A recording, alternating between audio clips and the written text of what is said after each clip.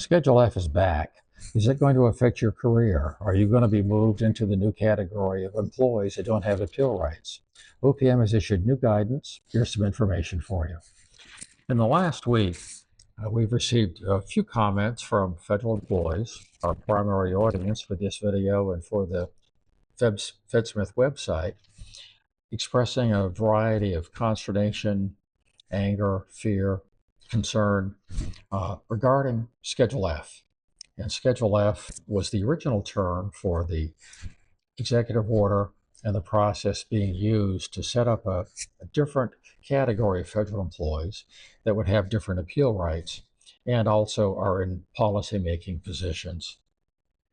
The new OPM guidance that just came out this week doesn't use the term Schedule F. It uses the term Schedule Policy/Career. Most people still refer to it as Schedule F. Frankly, that's easier. And I'm going to, since that's the one people are typically using, I'm going to use that term in this video. The purpose of this video is to explain the new OPM guidance that's come out, what it means to you as a federal employee, what it means for federal agencies that are being given deadlines they have to meet by OPM, and also what this document does insofar as explaining the legal justification for the president's action. And it also, at the same time, probably shows what the legal defense is going to be, because this executive order has already been challenged. It's going to be argued in court, I'm sure, and the lawyers will work it out based on a variety of different legal arguments. I'm not going to get into that, but it does explain why OPM says, or why the president thinks he has the authority to take these actions. One of the things it does is it explains the terms schedule, policy, and career used in Schedule F. And OPM is taking the position that they're not removing people from being a career federal employee. And people put in Schedule F will still be in career positions. What they don't say, but which is the case, is their appeal rights will change. And I'll explain that in just a minute. The case law, according to OPM, doesn't reach president's constitutional and legal authority to delineate characteristics of what constitutes an employee going into Schedule F. That is the policy-making provisions. They say the Constitution gives him the authority. 5 U.S.C. Section 7511 gives him the authority. So he's using that authority to make this decision to create a more effective and efficient government. As I said, appeal rights are different than for traditional career employees. And finally, it eliminates President Biden's guidance that came out from OPM on Schedule F a fairly short time before he left office. First, the appeal rights. Now, this doesn't affect an agency directly right now, but it is one of the primary elements of Schedule F that's important to federal employees. If you're a career employee, traditional career employee, you have the right to file an appeal if you're terminated, suspended for more than 30 days, etc.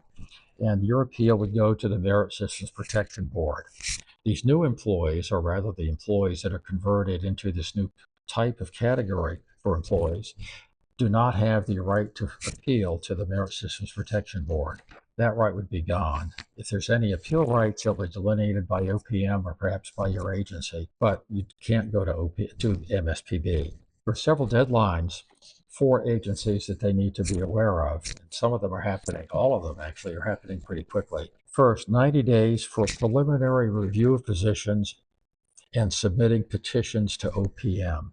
In other words, you're being told as an agency, you need to look at the positions in your agency, which ones are policy making, policy defining, influencing policy, that kind of thing, and identify these people and send that to OPM.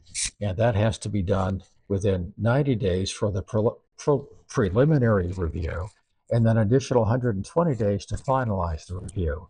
In effect, what they're saying is don't wait until the last minute until you have everybody in your list.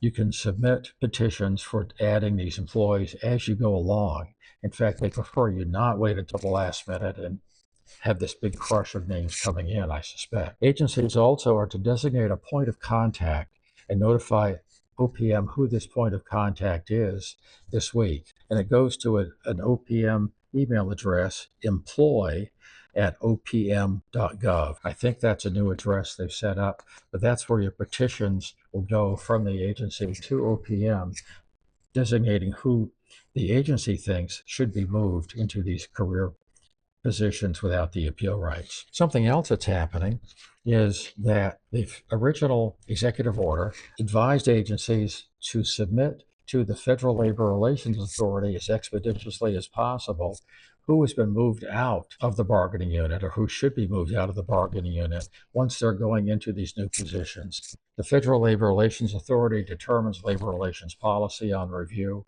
and what they're saying to agencies is go to this agency and they will determine if any Schedule F positions must be excluded from the collective bargaining unit.